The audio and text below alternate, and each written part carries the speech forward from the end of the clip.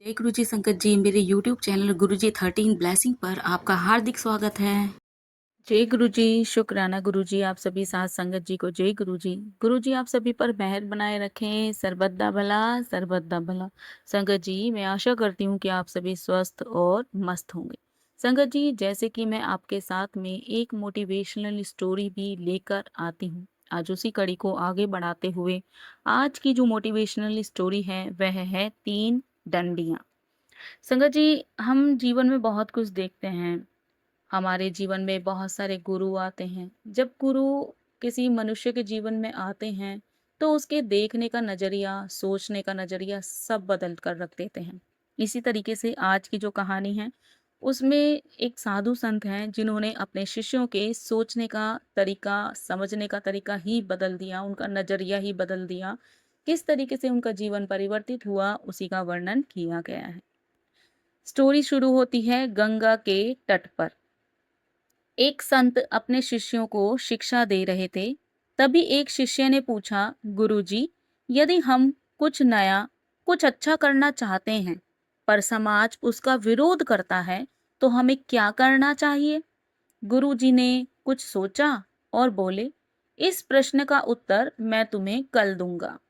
अगले दिन जब सभी शिष्य नदी के तट पर एकत्रित हुए तो गुरुजी बोले, आज हम एक प्रयोग करेंगे। इन 3 मछली पकड़ने वाली डंडियों को देखो। ये एक ही लकड़ी से बनी हैं और बिल्कुल एक समान हैं।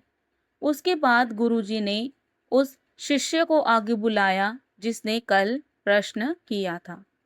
पुत्र, ये लो, इस डंडी से मछली पकड़ो। गुरुजी ने निर्देश दे दिया।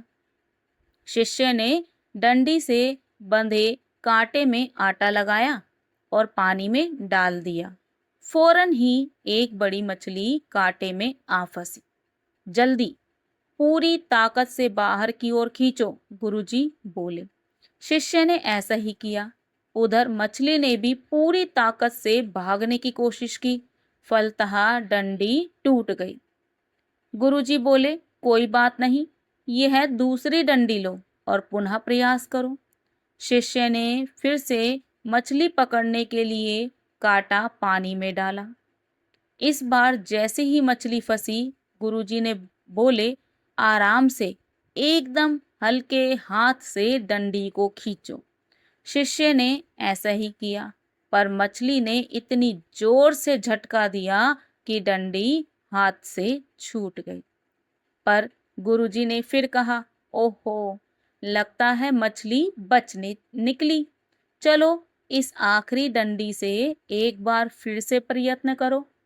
शिष्य ने फिर से वही किया, पर इस बार जैसे ही मछली फंसी, गुरुजी बोले, सावधान, इस बार ना अधिक जोर लगाओ न कम। बस जितनी शक्ति से मछली खुद को अंदर की ओर खींचे उतनी ही शक्ति से तुम डंडी को बाहर की ओर खींचो। कुछ ही देरी में मछली थक जाएगी और तब तुम आसानी से उसे बाहर निकाल सकते हो। शिष्य ने ऐसा ही किया और इस बार मछली पकड़ में आ ही गई। क्या समझे? गुरुजी ने बोलना शुरू किया, ये मछलियां उस समाज के समान हैं जो आपके कुछ करने पर आपका विरोध करता है। यदि आप इनके खिलाफ अधिक शक्ति का प्रयोग करेंगे तो आप टूट जाएंगे।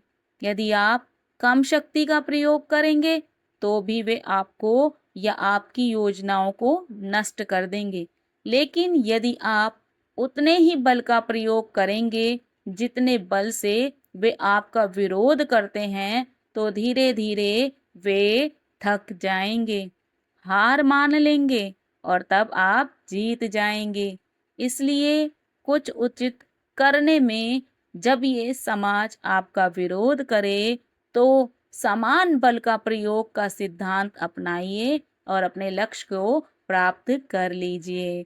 जय गुरु जी, शुक्राना गुरु जी। बहुत ही प्यारी मोटिवेशनल स्टोरी थी। इससे हमें यही सीख मिलती है संगत जी, अगर कोई हमारा पुरजोर रूप से विरोध कर रहा है, तो हमें भी पुरजोर रूप से उसका सामना करना चाहिए। ये नहीं कि एक थप्पड़ किसी ने मारा तो तुरंत अपना दूसरा गाल भी आगे कर दो, नहीं। कई बार अहिंसा का जवाब अहिंसा से देना पड़ता है। कीचड़ को साफ करने के लिए कीचड़ में उतरना पड़ता है। लोगों का मुंह बंद कराने के लिए आपको बोलना पड़ता है। आपको अपना स्टैंड खुद लेना पड़ता है, आपके लिए लोग स्टैंड लेने नहीं आएँगे। जब आप अपना ही खुद का स्टैंड नहीं ले सकते, तो भगवान आपकी सहायता कैसे करेगा? पहले आपको अपनी सहायता करनी आनी चाहिए, तभी तो भगवान आपकी भी सहायता करेगा। क्योंकि वो भी तो देखते हैं कि मेरा बच्चा कितना कर्म करने को तत्पर है और कितना कर्म कर रहा है। संगत जी, मैं आज अपनी वाणी को यहीं विराम दूँगी। जय गुरु जी, शुक्राना गुरु जी, जय जय गुरु जी।